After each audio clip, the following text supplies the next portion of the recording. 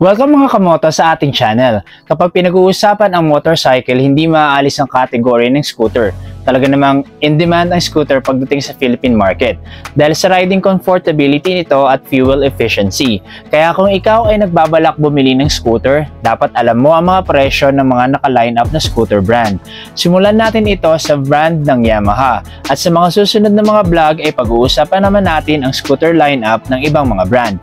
Pero bago yan guys, kung ngayon ka pa lang napagawi sa channel na ito, please subscribe at suportahan mo ako na makagawa ng mga informative video tungkol sa motorcycles.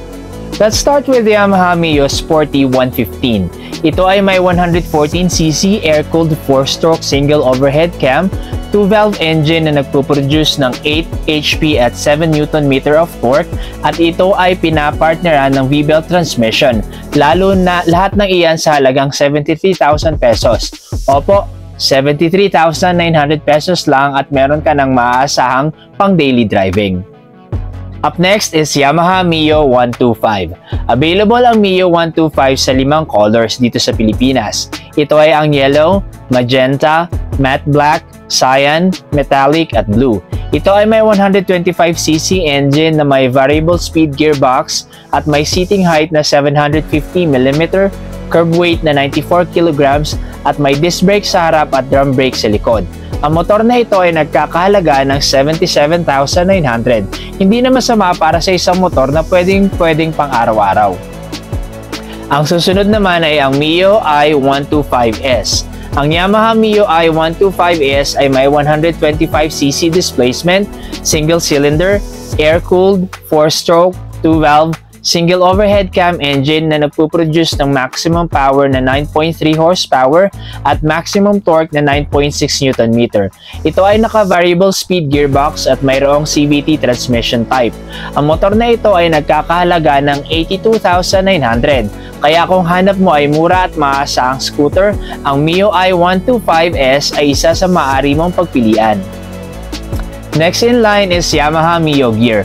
Ang motor na ito ay may 125cc single cylinder, 2 valves, 4-stroke, air-cooled, single overhead cam na may maximum power na 9.3 horsepower at maximum torque na 9.6 Nm. Ito ay may kickstart at electric start, disc brake at CVT transmission type. Ang presyo ng motor na ito ay nagkakahalaga ng 79,400. Talaga namang napakamura para sa isang mapormang scooter. Tumungo naman tayo sa susunod na lineup natin ng Yamaha scooter. Next in line is Yamaha Mio Fascio. Ang Yamaha Mio Fascio ay may 125cc, single cylinder, 2 valves, 4-stroke of air-cooled single overhead cam engine na nagpo-produce ng maximum power na 8.3 HP at maximum torque na 9.9 Nm. Ito ay fuel injected at may tank capacity na 5.1 liter. Ang motor na ito ay nagkakahalaga ng 93,900. Ang susunod naman ay ang Yamaha Mio Gravis. Ito ang tinatawag na top of the line sa scooter lineup ng Yamaha sa 125cc category. Ang motor na ito ay may 125cc displacement, single cylinder, 4-stroke, air-cooled, single overhead cam engine na kayang mag-produce ng 9.3 horsepower, maximum power at maximum torque na 9.5 Nm. Ito ay may pass switch, side reflector, shutter lock at engine check warning. Ang motor na ito ay may presyo na 93,900. Kaya siguradong hindi ka na rin lugi dahil sa dami ng features ng motor na ito. Dumako naman tayo sa mga big brother ng scooter lineup ng Yamaha. Ito naman ang Yamaha Aerox. Ang motor na ito ay may 155cc displacement, liquid-cooled, 4-stroke, single overhead cam na may maximum power na 15 PS at 8,000 RPM at maximum torque na 13.9 Nm at 6,500 RPM. Ito ay may tank capacity na 5.5 liter at may 40 km per liter na fuel consumption. Ang astig na motor na ito ay may tag price na 123,000. Ngayon, magtungo naman tayo sa Yamaha NMAX. Ang Yamaha NMAX ay may 155cc displacement, single cylinder, 4-stroke, 4 valves, liquid-cooled engine, overhead cam, engine na kayang mag-produce ng 15.1 horsepower at 8,000 RPM at may maximum torque na 13.9 Nm at 6,500 RPM. Ito ay tinernuhan ng variable speed CVT transmission, fuel injected with ABS na rin ang motor na ito.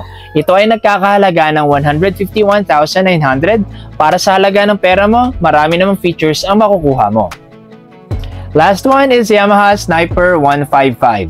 Ito ay may 155cc, 4-stroke, liquid-cooled, single overhead cam, 4-valve engine na kayang maglabas ng 15 horsepower at 15 Nm of torque. Ito ay may fuel injected at may ABS version na rin ang motor na ito. Ito ay nagkakahalaga ng 123,900.